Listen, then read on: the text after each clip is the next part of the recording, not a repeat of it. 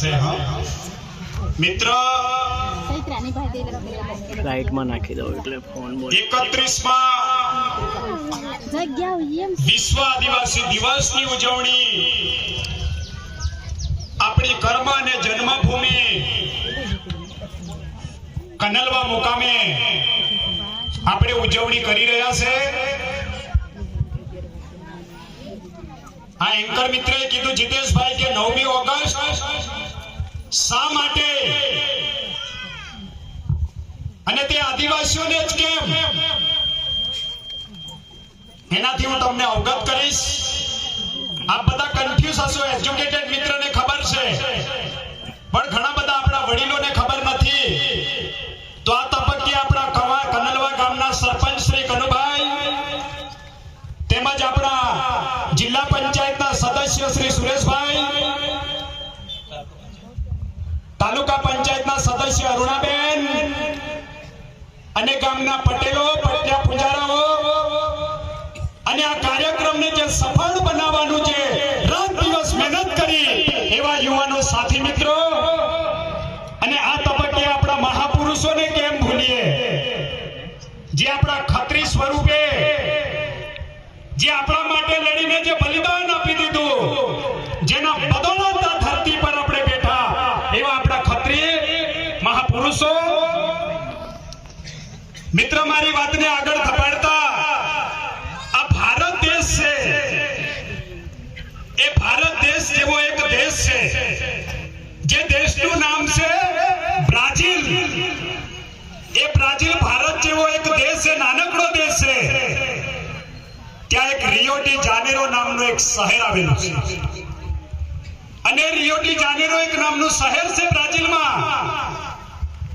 ત્યાં પૃથ્વી પરિષદ થયું અને પૃથ્વી પરિષદમાં નક્કી કરવામાં આવ્યું કે આ પૃથ્વી કે ધરતી વિનાશમાંથી જો બચાવવું હોય આ પૃથ્વી કે ધરતીને ધરતીકંપથી જો બચાવવું હોય અને આ ધરતી ટકવાની નથી લાંબી કારણ કે આ ધરતીમાંથી ખૂબ મોટા પ્રમાણમાં ખનિજ કાઢવામાં આવે છે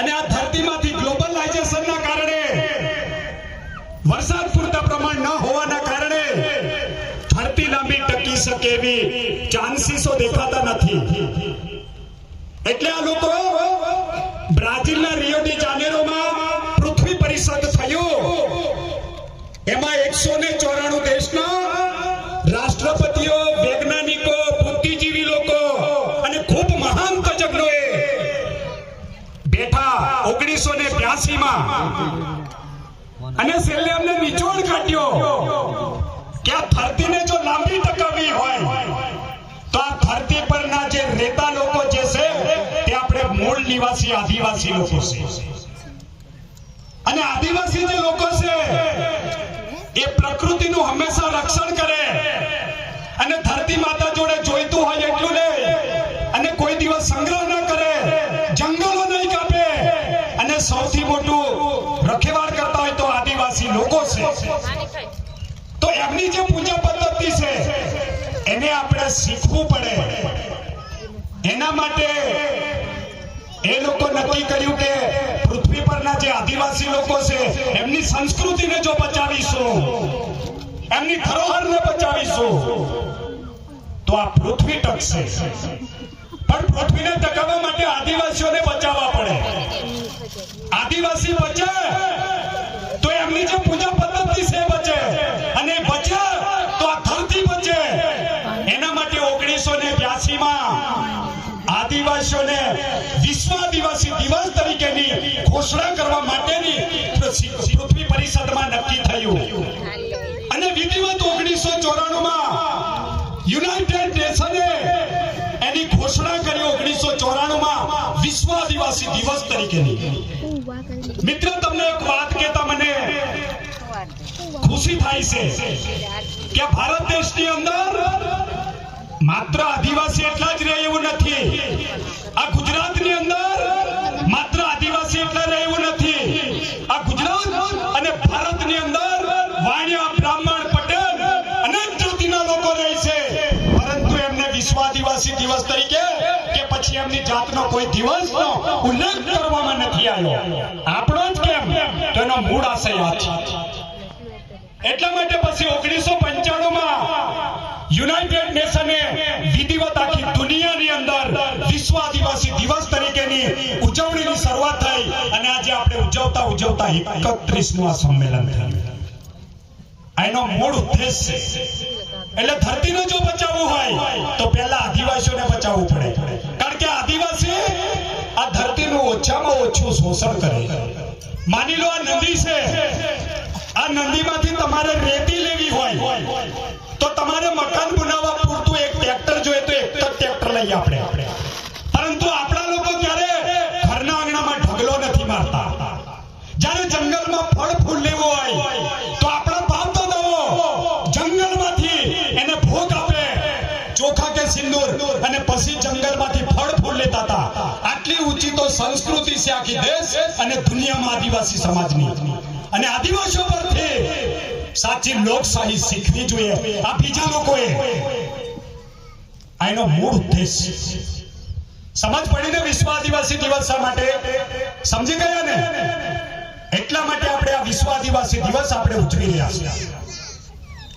હવે બીજી વાત મિત્રો, આપણે રાજા છે. રાજા તમે માનો છો રાજા? કારણ કે આપણને બીજો ઇતિહાસ ભણાવી દીધો એટલે આપણે રાજામાંથી રંક થયા, રંકમાંથી આજે મજૂર થયા અને મજૂરમાંથી આપણે ધીરે ધીરે ગુલામ બનતા ગયા અને આજે આપણે ગુલામ છે. બાકી 3જી સદીથી લઈને 18મી સદી સુધી આ ભારત દેશમાં આ ભીલ રાજાઓનું શાસન હતું. પરંતુ આપણને જે સ્કૂલના સિલેબસ પુસ્તકમાં આપણો ઇતિહાસ ભણાવવામાં નથી આવ્યો અને આપણને જો ઇતિહાસ નથી ભણાયો એટલા માટે આપણે કોણ હતા એની ઓળખ આપણને સાચા અર્થમાં ખબર નથી. એટલા માટે હું કહું છું કે આપણે રાજા છે, આપણે કોઈ ફાટેલા તૂટેલા અને ખરાબ લોકો નથી. આ દેશની અંદર આપણે બહુ શાંતિથી જીવતા હતા.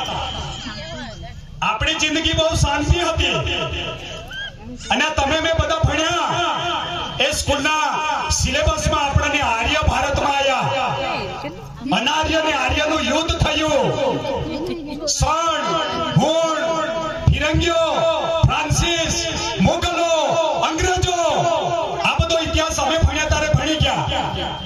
પણ સાચા અર્થમાં હમણાંના જે દીકરાઓ છે એમને મોગલો કોણ હતા, આર્ય કોણ હતા, ફિરંગીઓ કોણ હતા, અંગ્રેજો કોણ હતા, જેનો કોઈ સ્કૂલના સિલેબસમાં એના પાઠ્યપુસ્તકમાં પાઠ ન હોવાના કારણે આવનારી જે જનરેશન છે પેઢી એને ખબર જ નથી. એટલા માટે હું કહું છું ઘણા બધા મિત્રો આપણા રાજકીય પાર્ટી સાથે સંકળાયેલા છે, પર્સનલી કોઈ લેવાની જરૂર નથી. જે ગાંધીનગર અને દિલ્હીમાં જે આપણા પર રાજ કરે છે ને એ લોકો સાચા અર્થમાં આર્યની ઓલાદો છે. કોણ છે? આર્યની ઓલાદો. અને એ આર્ય ભારતના નથી મિત્રો. આજથી 5000 વર્ષ પહેલા લિપિ, ભાષા અને સંસ્કૃતની ખોજમાં આ ભારત તરફ મધ્ય એશિયાથી ભારતમાં આવેલા અને જે પંજાબમાંથી પાકિસ્તાનમાં જે સિંધુ નદી વહે છે એના બાજુના પટ્ટ પ્રદેશમાં અનાર્ય લોકોનો માનવ સમૂહ રહેતો હતો. અનાર્ય એટલે આપણા લોકો. અને એમની વેદના કીધી, એમનું દુઃખ કીધું અને હંમેશા આપણો સમાજ એટલે ભોળો સમાજ એમની વેદનાઓ સાંભળી અને એમને રાખ્યા, ખવડાયા. અંતે ધીરે ધીરે આપણી કમજોરી જોઈ અને કમજોરી જોઈને આપણા પર એ લોકો એટેક કરવાનું ચાલુ કર્યું અને એમના માનસિક ત્રાસથી કંટાળીને આપણા મહાપુરુષો પહાડી વિસ્તાર પકડ્યો અને એ લોકો સપાટ પ્રદેશ કેપ્ચર કર્યો. આ ઇતિહાસ આર્યનો છે અને એ લોકો 3% આખા દેશમાં આ દેશની મૂળ નિવાસી પબ્લિક પર રાજ કરે છે. એ આપણા બાપ નથી, એ પરોણા આવેલા છે. કોણ છે? પરોણા. પણ આજે પરોણામાંથી માલિક બની ગયા અને માલિક આજે ગુલામ બની ગયા. અંગ્રેજોનું માત્ર કામ વેપાર કરવાના હેતુથી દેશથી ભારતમાં આવ્યા અને અહીંથી વેપાર કરીને એમના ઇંગ્લેન્ડ તરફ લઈ જવા માટે લોકો જે બંદરો હતા એને પસંદ કરે એટલા માટે ત્યાં વેપારી કોઠી સ્થાપી. અને ધીરે ધીરે એમને એમ થયું કે આ દેશ સોનાના ચિડિયાઘર જેવો દેશ છે. આ દેશમાં ખૂબ મોટા પ્રમાણમાં કુદરતી ખનિજ સંસાધન છે. તો આ દેશને કાયમ માટે જો ગુલામ બનાવવો હોય તો શું કરવું જોઈએ?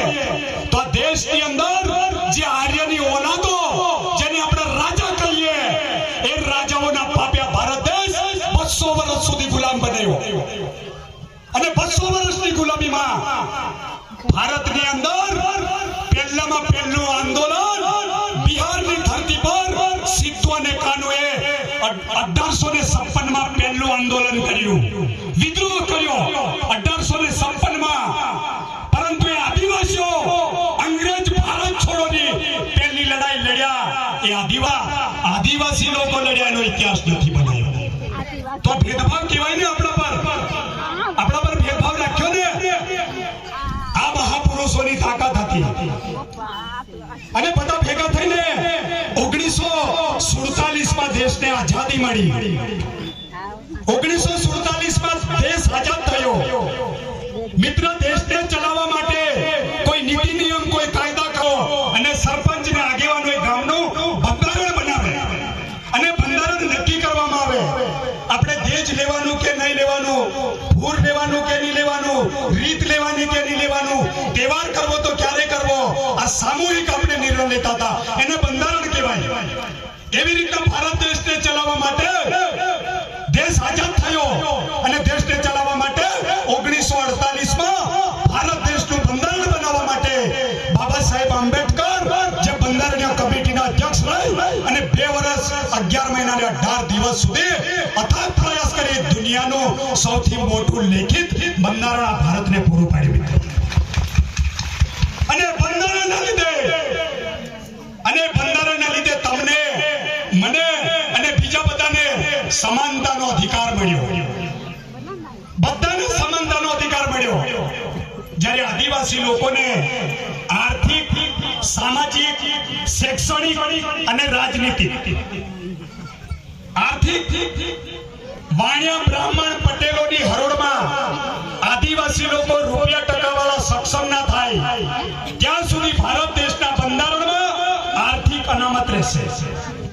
સામાજિક, આજે પણ તમારો મારો દીકરો સૌરાષ્ટ્ર અને કચ્છમાં કોઈ મેડિકલની MBBS નું ભણવા જાય, કોઈ એન્જિનિયરિંગ કરવા જાય, કોઈ ફાર્મસી કરવા જાય, એવન કોઈ આપણામાંથી નોકરી કરવા જાય, તો આજે પણ સૌરાષ્ટ્ર અને કચ્છમાં આપણા લોકો પર ભેદભાવ રાખી આપણને સોસાયટીમાં મકાન આપવામાં આવતું નથી. આ પરિસ્થિતિ, આર્થિક સમાનતા પણ આજે આખા દેશમાં છૂવાછૂત છે. શૈક્ષણિક, જ્યાં સુધી વાણિયા બ્રાહ્મણ પટેલની હરોળમાં આદિવાસી લોકો ક્લાસ 1, ક્લાસ 2 અધિકારી 1/3 બહુમત ના થાય ત્યાં સુધી શૈક્ષણિક અનામત હશે. અને મિત્ર, રાજનીતિક અનામત માત્ર 10 વર્ષ પૂરતી આપી. કેટલા વર્ષ પૂરતી? 10 વર્ષ પૂરતું આપણે રાજકીય અનામત આપેલું. અને રાજકીય અનામત એટલા માટે આપવામાં આવ્યું કે આપણા વિસ્તારનો કોઈ પણ ચૂંટાયેલો ધારાસભ્ય વિધાનસભામાં જાય અને આ વિસ્તારના જે બી પડતર પ્રશ્ન હોય, આ વિસ્તારની જે માંગ હોય, એને ત્યાં પ્રતિનિધિત્વ કરવા પડે. આ વિસ્તારના પ્રશ્નનો અવાજ ઉઠાવવો પડે. આ વિસ્તારની પબ્લિકની વિરોધમાં સત્તામાં બેઠેલા લોકો ખોટા બિલ પાસ કરે તો એ ધારાસભ્ય ત્યાં આર્ગ્યુમેન્ટ કરવી પડે. એના માટે આદિવાસી સમાજમાંથી પણ પ્રતિનિધિત્વ રહે, એના માટે આપણે રાજકીય અનામત આપી. હવે 10 વર્ષ પૂરતી અનામત આપી, પણ એ અનામત એ લોકો કાઢી નથી. એ અનામત ચાલુ જ છે. પણ એમને ખબર છે બરાબર ગુલામ પકડાયેલા છે. કેવા? આજે ચૂંટાઈને જાય છે ને ગુલામ નેતાઓ પકડાયેલા છે, એટલે હું કામ એની વાત કરે. એવી ચૂંટાઈને એમને ફરી બોલતા હોય ને તેવી રાજકીય અનામત 10 વર્ષ પૂરતી આપેલી. હાવ કાઢો એમ કરે. પણ કાઢે કેવી રીતના? એટલે ભારત દેશ એટલું નહીં, 1935 માં આપણા સિદ્ધુ કાનો, ખાજા નાયક, પંજાફીલ, બિરસા મુંડા, આ લોકોએ બધા ખૂબ લડાઈ લડતા હતા. અને લડાઈ લડતા આ દેશના અંગ્રેજો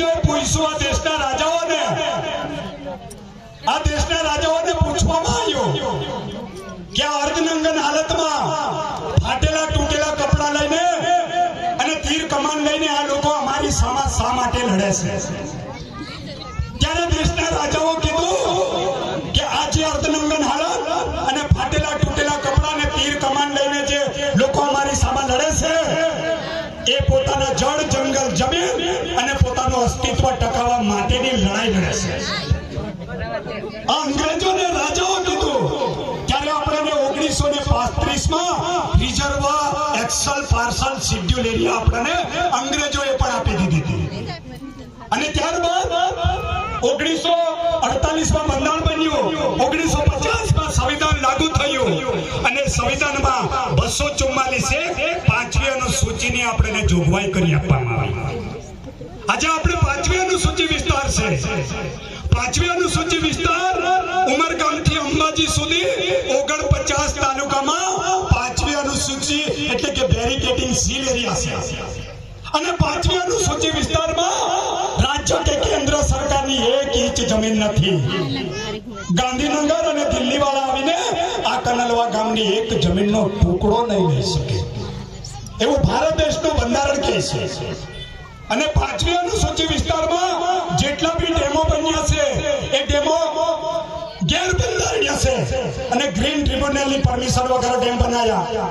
આજે આપણા વિસ્તારમાં ડેમ બનાવે, આપણને એક ટીપું પાણી ના મળે તો કમનસીબ છે ને આપણા માટે. દુઃખદ બાબત છે ને. એટલે મેં સ્પીચ આપવા વાળો છે, મારે વધારે હવે નહીં કેવું, મેં ઘણો ટાઈમ લીધો, બીજા પણ વક્તાઓ બોલવાના છે. પણ આપણા જે હકની લડાઈ છે તે લડવી પડશે ને. લડવી પડે ને મિત્રો, લડવી પડશે ને. લડીશું ને તો આવનારી પેઢી માફ નહીં કરે. લડીશું ને તો આવનારી પેઢી આપણને માફ નહીં કરે.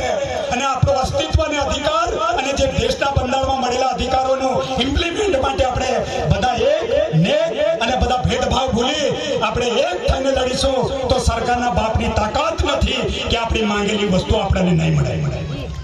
બરાબર ને? આ વાસ્તવિકતા છે. એટલે આપ સૌ મને શાંતિથી સાંભળ્યો.